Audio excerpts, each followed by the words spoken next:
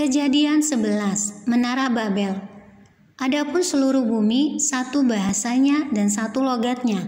Maka berangkatlah mereka ke sebelah timur dan menjumpai tanah datar di tanah Sinear. Lalu menetaplah mereka di sana. Mereka berkata seorang kepada yang lain, "Marilah kita membuat batu bata dan membakarnya baik-baik." Lalu bata itulah dipakai mereka sebagai batu dan tergala-gala sebagai tanah liat.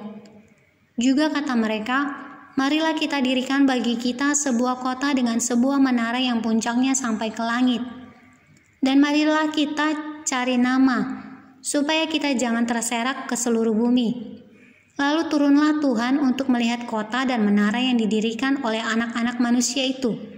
Dan ia berfirman, "Mereka ini satu bangsa dengan satu bahasa untuk semuanya." Ini barulah permulaan usaha mereka. Mulai dari sekarang apapun juga yang mereka rencanakan tidak ada yang tidak akan dapat terlaksana. Baiklah kita turun dan mengacau balaukan di sana bahasa mereka, sehingga mereka tidak mengerti lagi bahasa masing-masing.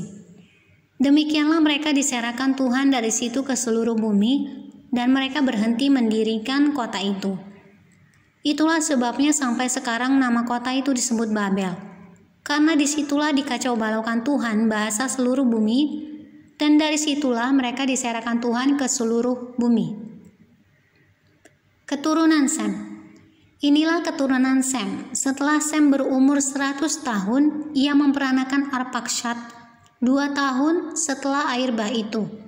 Sem masih hidup 500 tahun. Setelah ia memperanakan Arpakshad dan ia memperanakan anak-anak lelaki dan perempuan. Setelah Arpakshad hidup 35 tahun, ia memperanakan Selah.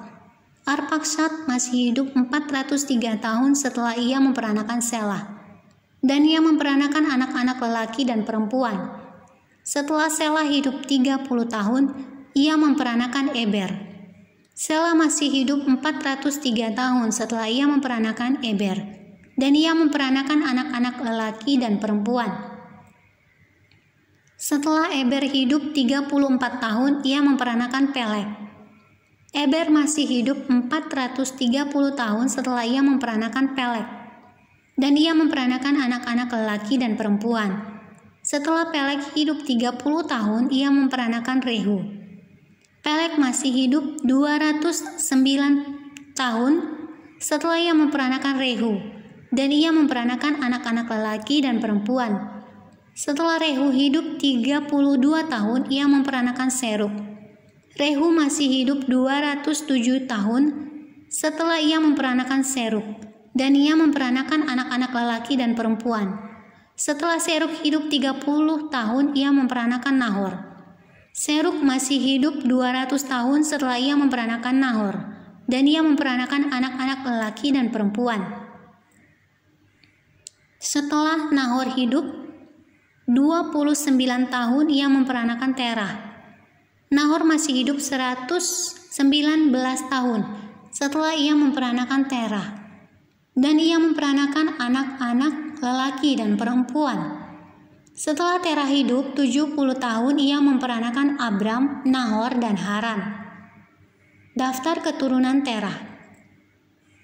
Inilah keturunan Terah. Terah memperanakan Abram, Nahor, dan Haran. Dan Haran memperanakan Lot ketika Terah ayahnya masih hidup. Matilah Haran di negeri kelahirannya di Ur-Kasdim.